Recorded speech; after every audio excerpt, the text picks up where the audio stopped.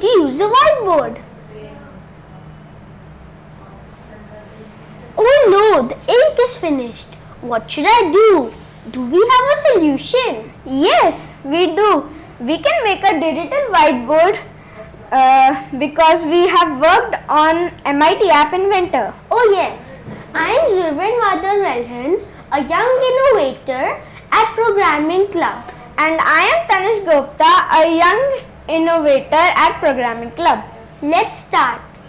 So we have made a whiteboard, and these are the components. These are the pens of colors, and this is our duster, and these are the components we have used, and this is the programming we use to make the whiteboard.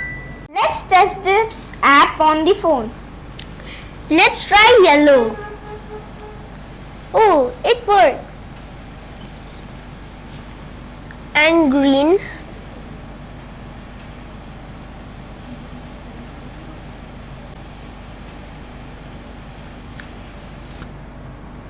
Thank you. Thank you.